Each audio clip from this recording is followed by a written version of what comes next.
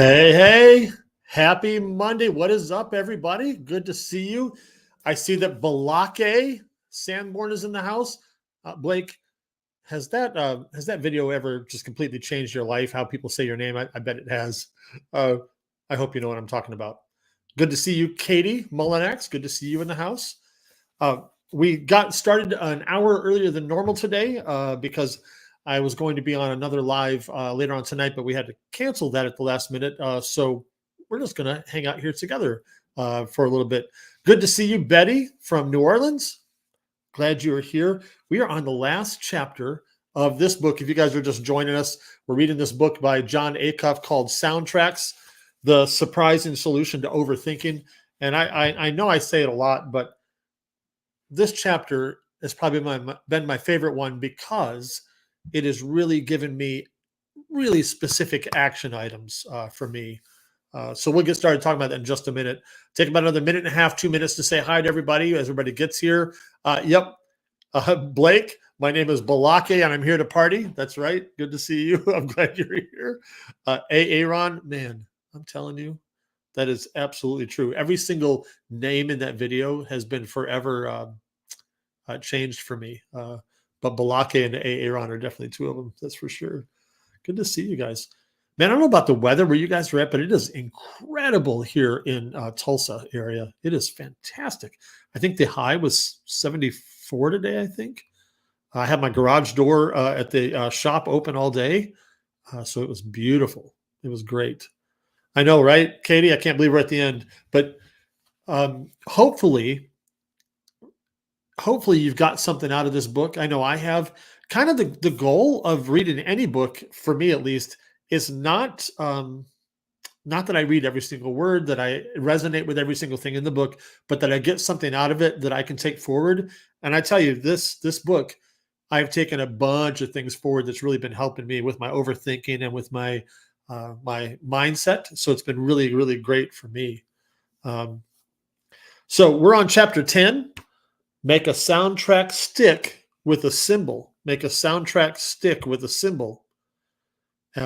So I want to just start out talking about this chapter by reading the story that he starts out with, because I could summarize it, but I think the way that he told it was pretty great. It's got some really great things to connect within it. So he starts out talking about when he and his family went to Canada, and they went over the border, and he says, they should tell you that at the border, you can make a game time decision about whether you really want to enter the country.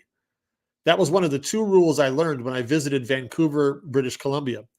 The other was that it's illegal to use your, I'm sorry, I missed the first part. He talked about how you have to eat your steak well done in Canada. I skipped that first line, sorry. The other was that it's illegal to use your phone at the very first red light you come to after leaving the airport. It's probably illegal at every red light, but that's the one where they busted me in the least exciting sting operation ever. My family and I had been in the country for about an hour. I hadn't made a single aboot joke or any derogatory comments about moose. We were headed to Whistler for a few days of summer exploration, and everything was rolling along perfectly. At a red light, I pulled out my phone to check on some orphanages that I support. Or maybe I was going to tweet. It was one of the two, I can't remember. A police officer walked off the sidewalk and knocked on my window. I started to thank him for giving America Michael J. Fox and Alanis Morissette, but that's not what he wanted to talk about. You can't use your phone in the car, he said. I'm giving you a $300 ticket. Oh, Canada. I deserved that ticket. At the time, I didn't casually use my phone while I was driving.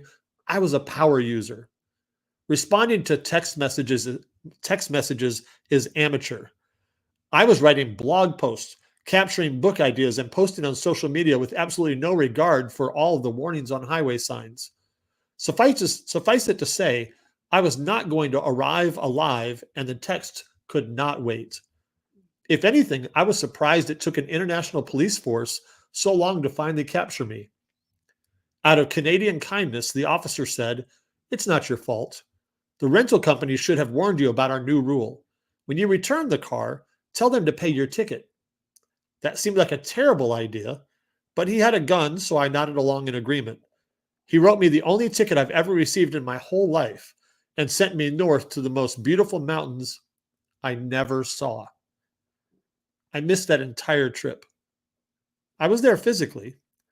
I rode in the peak to peak gondola. I hiked with my family. I ate a well done steak that tastes like my shoe, but none of it could break through the noise of my overthinking. The second the officer told me to make the rental car agency pay the fine, I started rehearsing how that conversation was going to go. Avis agent: how was the car? Me: it was perfect. Great fuel economy, huge trunk, smelled nicer than I anticipated. It could not have been better. It worked from A to Z. Ha ha. Avis agent: I'm so glad to hear that. Me: slowly sliding the crumpled ticket I had made damp with so much overthinking sweat across the counter. There's just one last thing. Avis agent: what's this? Me: it's a ticket. Officer Fred wanted you to have it. I got it for using my phone while driving. And in a lot of ways, we both felt like that was your fault. So if you could have Tom Avis or whoever runs your company pay it, that would be great. Avis agent: everyone stop helping other customers for a minute and come hear what this guy just asked. Tell him what you told me. This is hilarious. You're the dumbest American I've ever met, and your steaks are dangerously undercooked. That was one version of how overthinking told me things would go. Each one was less true, less helpful, and less kind than the rest. How could they not be? Remember, I don't even like to ask auto body shops to do their job. Of course, I'd overthink a conversation where I had to tell a rental car company to pay my ticket. Look at that waterfall, my wife would marvel as we drove up the sea to sky highway, one of the most beautiful roadways in North America. Stop overthinking the ticket. You can deal with it on Monday. You're missing this whole weekend. I am not, I replied. Do you think this person at Avis is going to get physical with me? Is this the French Canadian side of the country? Because if it is, they might hit me with a white glove across the face. I think the French love that sort of thing. 3 days later, I brought the car back to Avis and walked into the rental office.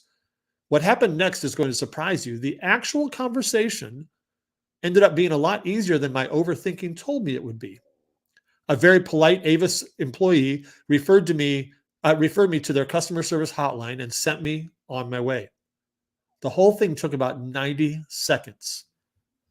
And this is the first slide that I've got for you because I thought it was really worth it. He said, I lost a 3-day weekend over a 90-second conversation. Has that ever happened to you? You got so lost in overthinking that everything around you became temporarily invisible? I made a whole coastal mountain range disappear. And I think that was so good that it's worth pausing on for just a minute. He talked about how he took what ended up being a 90-second conversation and lost an entire weekend because he was overthinking that tiny, tiny conversation that hadn't actually happened yet. Has it ever happened to you? I bet it has. Maybe not that exact conversation. Maybe you haven't actually gone to Canada and felt like the Royal Mounted Police were going to arrest you or something. But I've done that a lot. I've spent more time chewing on something that hadn't ever happened, and I missed what was right in front of me. And that's what he said. He got so lost in overthinking that everything around him became temporarily invisible. Talk to me. At least give me a yes or something in the chat there. Has that ever happened to you? Have you missed beautiful things in front of you because you're too busy overthinking something else?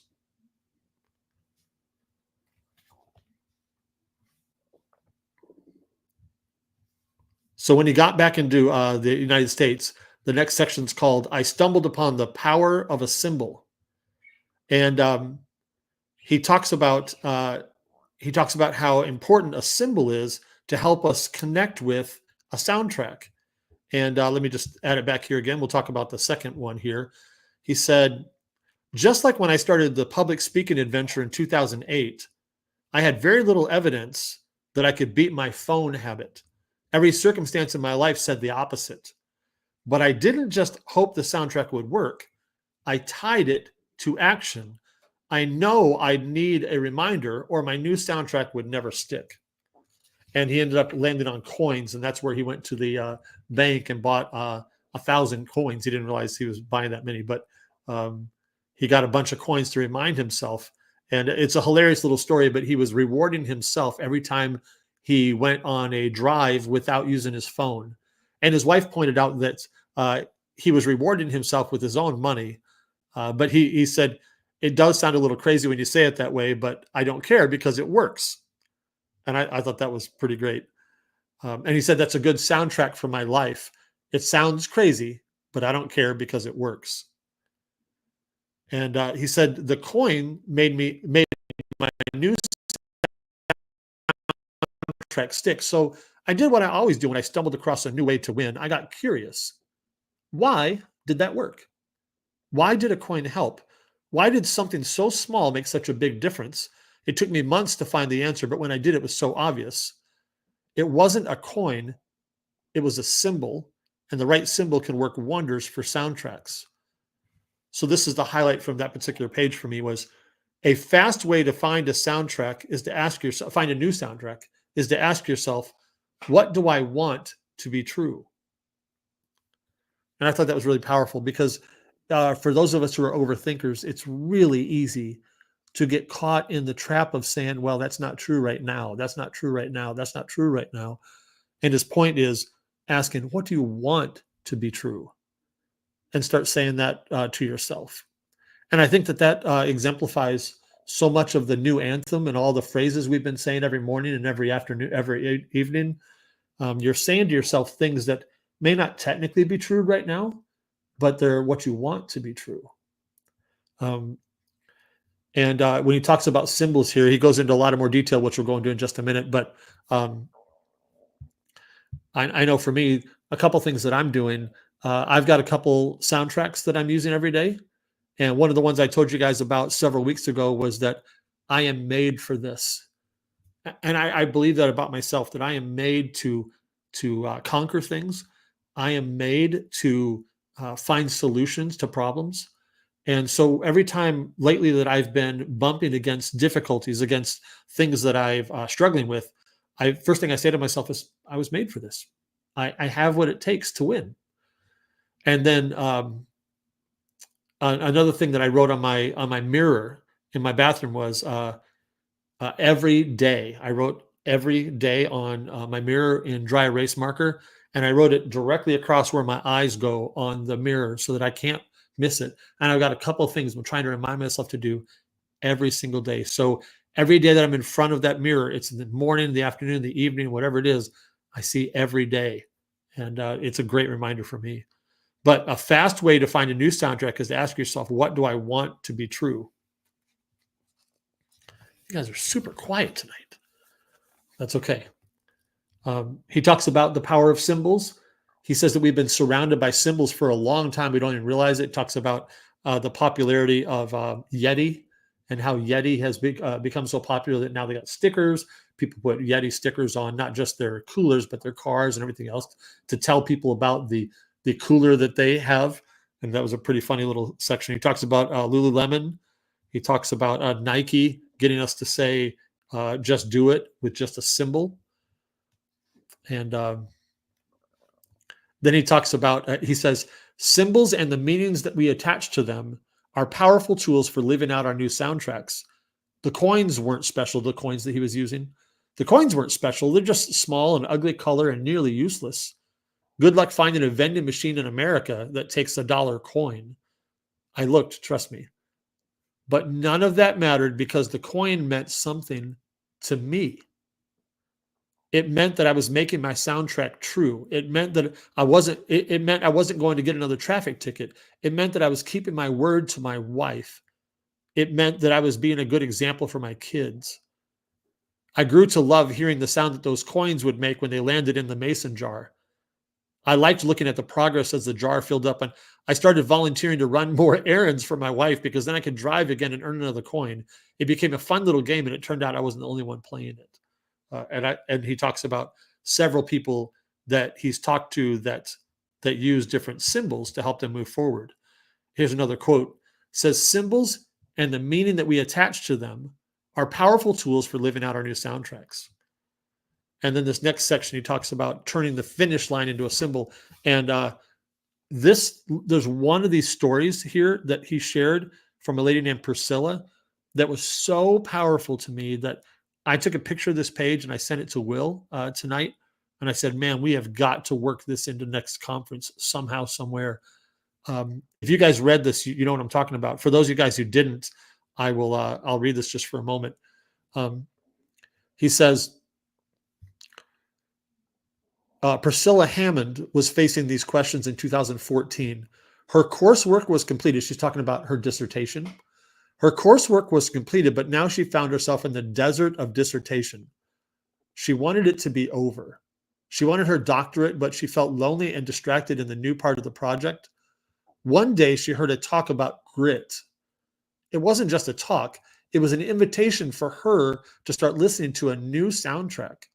Quote, I have the grit to finish my dissertation. Now that's a great soundtrack, but listening once wasn't going to work. When you put a new soundtrack up against something as daunting as a dissertation, it doesn't stand a chance. Fortunately for Priscilla, this is the part right here. If you checked out, check in right here. Fortunately for Priscilla, the speaker did something smart that day. He brought a piece of finish line tape for each audience member.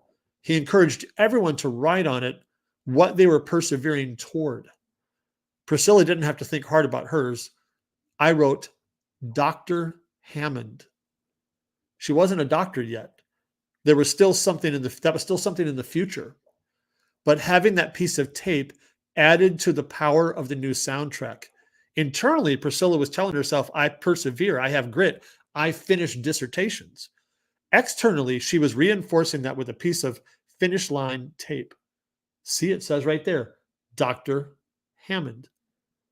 That's going to happen. She didn't put the tape in a piece of tape in a drawer because it's hard to hear soundtracks when they're buried deep in a piece of furniture. I stuck it up there where I could see it from my desk, she said. It was a daily reminder of her finish line, a message in a bottle sent from her future.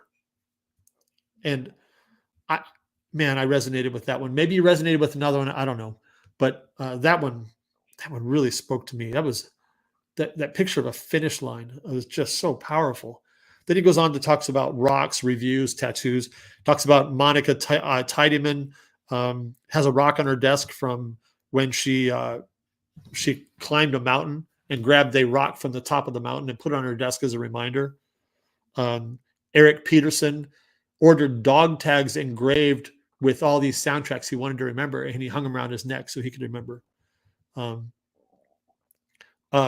married couple who are authors, they got rejected a bunch of times from literary agents, and they grabbed a bunch of colorful stickers and stuck them on each rejection letter saying, good work, fantastic. And then they stored all of the letters in a binder to help them remember that rejection isn't failure and it's not the end of a dream.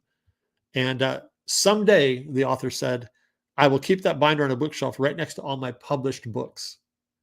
Thought that was great. And the point is not whether you need to use a rock, whether you need to use a coin, whether you use some stickers, whether you use dog tags. The point is whatever works for you to help you solidify that soundtrack in your brain. And that's the point of this chapter, is to use a symbol to help you remember. In fact, I'm trying not to jump ahead of myself because some of these quotes are so good.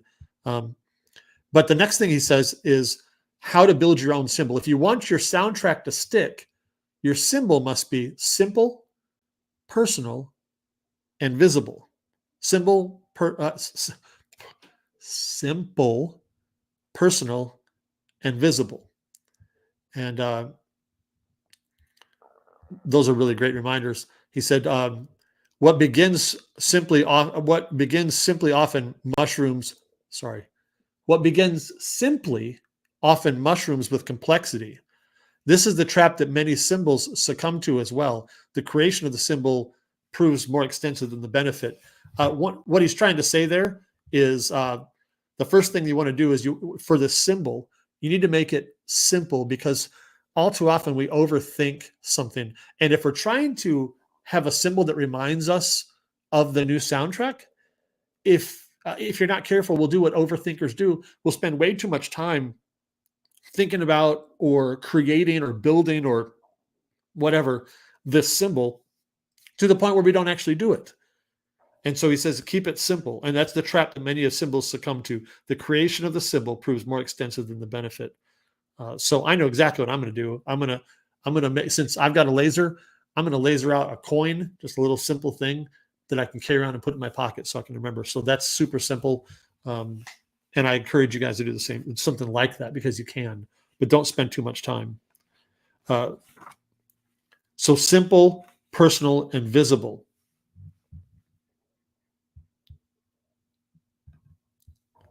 All right. And then we go to the next slide here.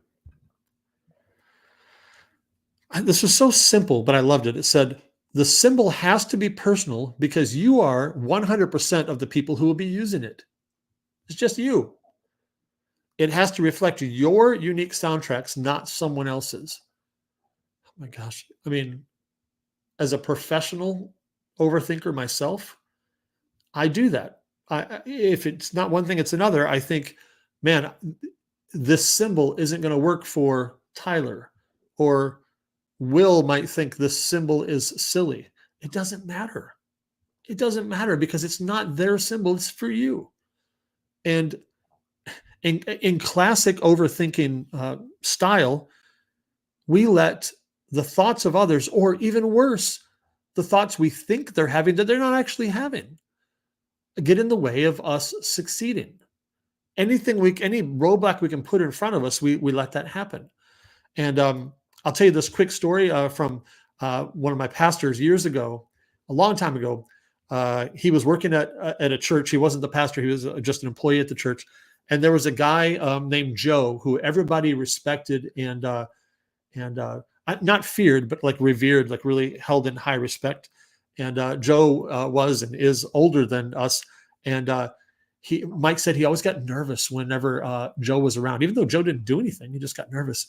And the church was built in this with these long hallways around the main auditorium. So long hallways. So it was not uncommon for you to turn down one of the hallways and look way down at the end and see someone coming. And you realize, unless I turn to go to the bathroom or something, I'm going to have to talk to this person or at least see them because they're long hallway. And he remembers walking down the hallway and Joe is coming the other direction. It's like, oh my gosh, oh my gosh, oh my gosh, oh my gosh, oh my gosh. And as they get closer, he said that Joe looked at him as they were walking by and said, hey, Mike, I want you to know I'm not thinking about you. And just kept on going. And that story's got to be 30 years old now almost. And I wasn't even there to experience it. And I still remember that. And I still tell that story today. Is all too often we get hung up and distracted and in a little cul-de-sac in our head. As Laura, you said, your thoughts spiral because you're an overthinker. We can let our thoughts about what somebody else is thinking get us off track and spiral, when in reality, they were never thinking about us to begin with. They were thinking about their own thing. So that whole, hey, Mike, I'm not thinking about you, stuck with me forever. And I think that's so powerful. So your symbol that you choose has to be something that is personal for you. And just remember that it reflects your soundtracks, not somebody else's. Laura, we aren't that important, right? I know what you mean. I don't know if I put it exactly that way, but what I mean is that everyone is thinking about their things, and typically we aren't top of their mind. A lot of times they're thinking about lunch, they're thinking about whatever else is going on in their world, but most of the time they're not thinking about us in that regard. So it's good to remember. I'm reading a lot from the book during this session here, but I just think this other story is really, really powerful. So I'm going to read it real quick. He says, Julie, wow, I don't know how to say her last name. So I'll just say Julie, an elementary school teacher from Los Angeles, California, keeps a bag of lima beans on her desk. When she was in college, she had a professor whose husband was willing to paint lima beans for her first graders. It was a tedious, time-consuming task, but he did it because he loved his wife. That symbol stuck with Julie, and she realized she didn't want to settle in her dating relationships. She wanted a husband who would 100% support her, a husband who would paint lima beans. Her dad bought a bag for her, and every time she sees it, she remembers that there are great guys out there. That's such a perfect picture of a personal symbol. I just love that story because it meant something to her. And she has a bag of lima beans on her desk to remember that there are great guys out there. And that's something that only means something to her, but it's so powerful because it's personal. And then lastly, when we're talking about the things that a symbol needs to be, it needs to be visible because out of sight, out of mind. If you can't easily see your symbol, then it's not a symbol, it's a souvenir. So we got to keep our symbols that we use simple, personal, and visible. Simple, personal, and visible. You need to see your symbol, especially in places where you're prone to overthinking.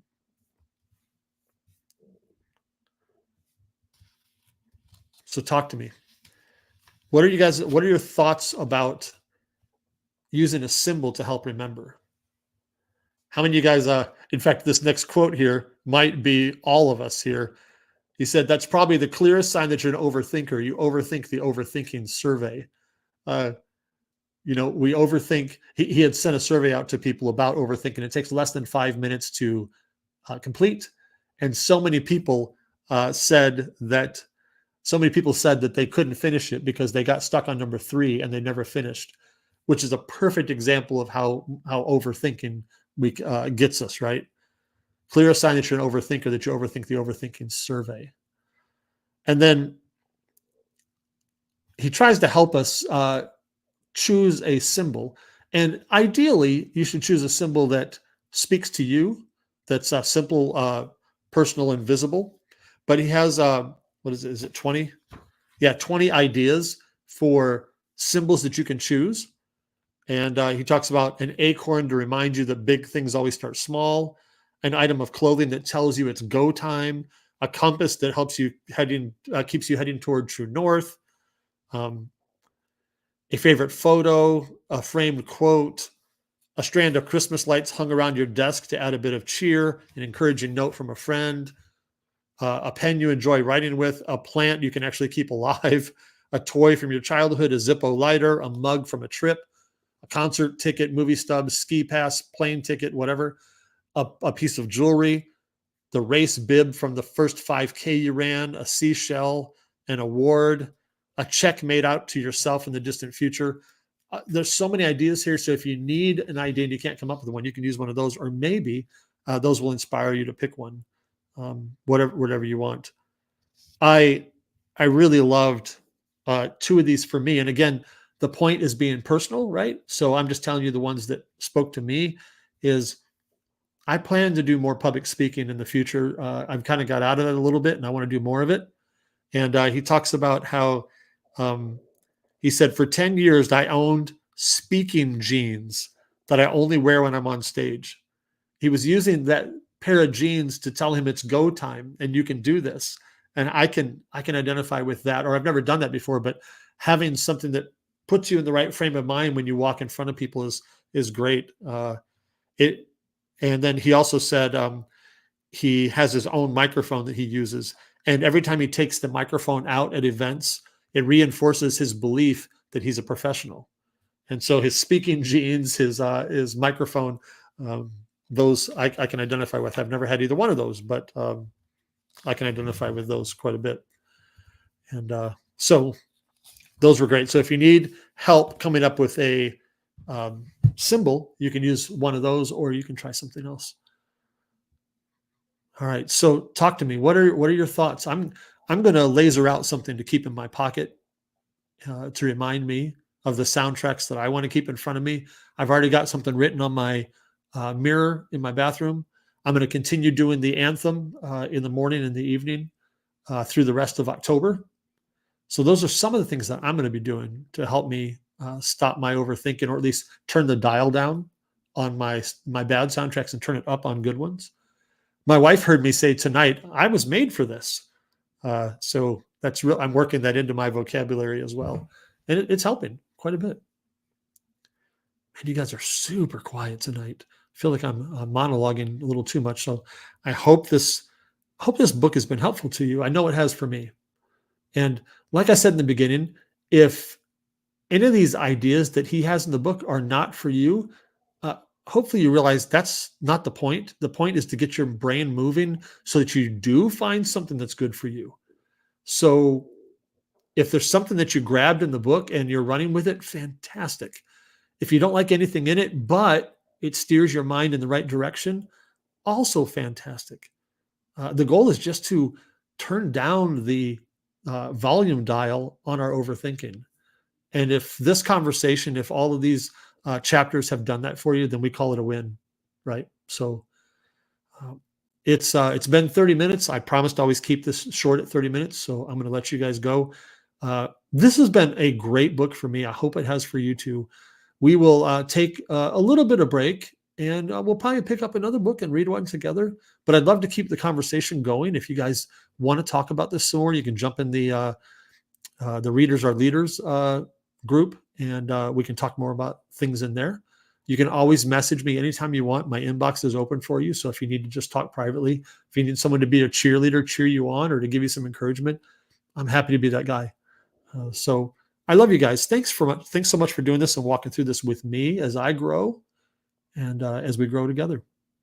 So Betty, Blake, Katie, Laura, you guys have a great night, and let me know how I can help you, and I will see you in the groups. And let me know if you have anything else you want to talk about, and we will pick up another book in the next couple of weeks. So talk to you later. Have a good night. See you in the groups.